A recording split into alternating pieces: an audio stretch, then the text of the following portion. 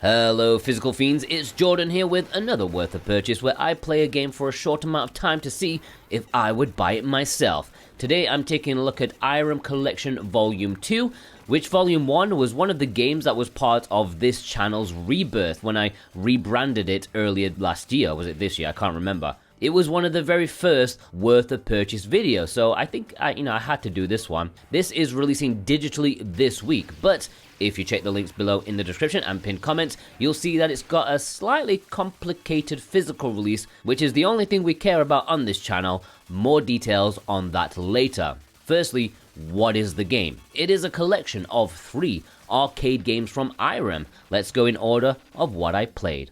Firstly, Duel. This is a game that starts off nice. It feels like it's got a good difficulty curve, but that's just to lure you in, because when you get to like the 3rd level and you get pegged back with a hit and all your power-ups have gone, it almost feels impossible to get back into the game because there are just too many enemies and you don't have the power to fight them off. You get completely overwhelmed. So while it is learnable at the beginning, it is very much needed in order to actually complete the game with some essence of dignity. The first time I played through this game when I wasn't recording, I did manage to get to the 3rd level without much of a problem. But when I did start a recording, when I had my equipment with me, I was just using the rewind feature a lot on this one.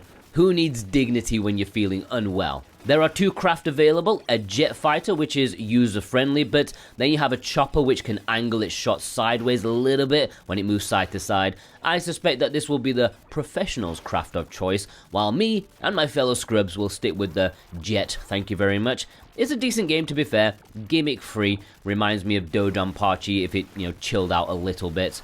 Next up is Gun Force, which comes in its arcade rendition and its Super Nintendo version. And this is basically Contra if it was much stiffer with bigger sprites. Yeah, it's a run and gun, and yeah, it's not as good as Contra, but that's not stopping it from being a pretty decently fun game. For a game that's 5 years before Metal Slug, very solid.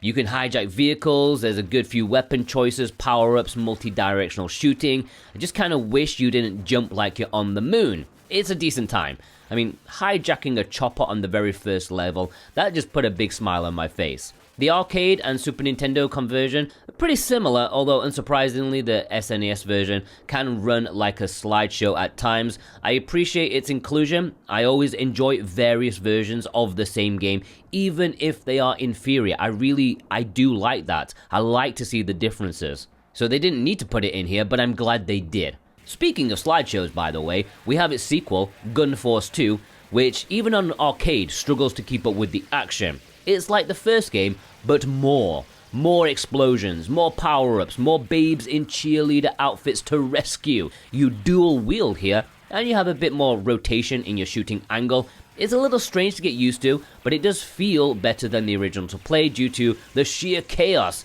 but only if it didn't slow down at any hint of an explosion. If the first game felt a bit like Metal Slug, this one is even more so. But again, it released before Metal Slug, so I do wonder if this series was some sort of inspiration for SNK. Even the art style in some of the tanks is very reminiscent.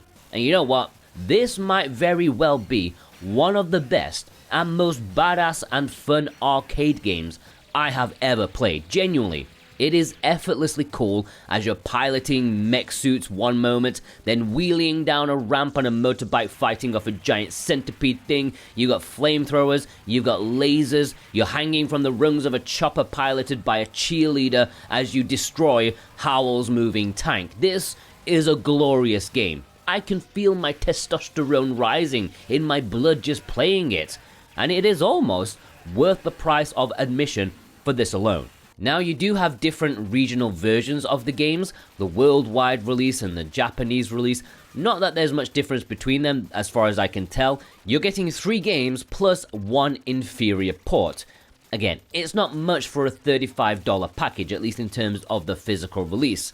But Gun Force 2 is really awesome. You do get the option to play in casual mode, which allows save states and cheats, or you can play the original without those options. I don't like how you access the emulator menu, since you have to hold down the pause button for like 2 seconds, which in chaotic arcade games is a lifetime if you want to use save states. I don't know why this menu couldn't be instantly accessed via the minus button. I don't know, the Switch has so many buttons that aren't used. Why am I double using the plus button? It doesn't make sense.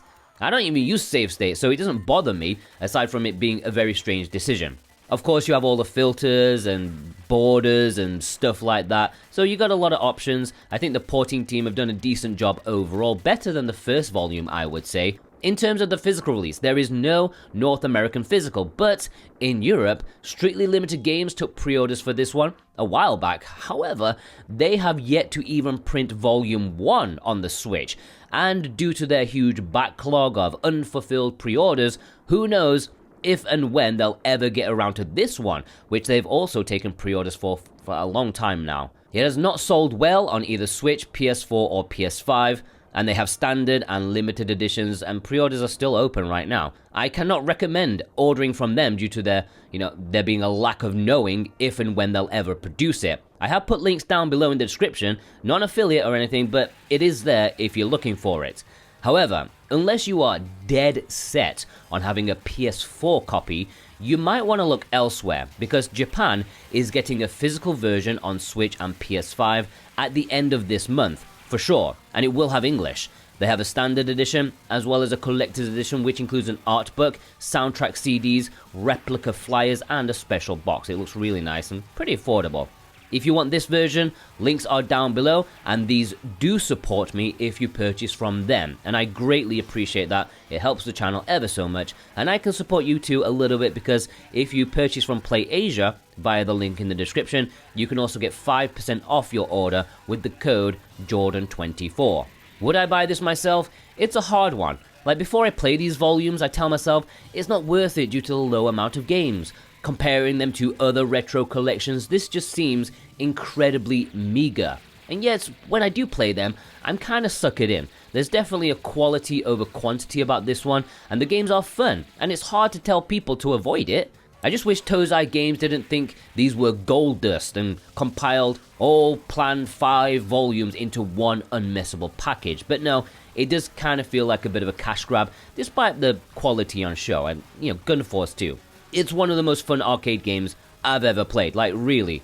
How about you? How do you feel about these games? Will you be picking up Volume 2? And if so, from where? Japan or Strictly Limited Games? Where you might get it before you're a bare skeleton? Let me know. Again, if you want to support me and purchase the Japanese edition, please do so with the links below in the description and pinned comment. I greatly appreciate that, and I hope you all have a fantastic day.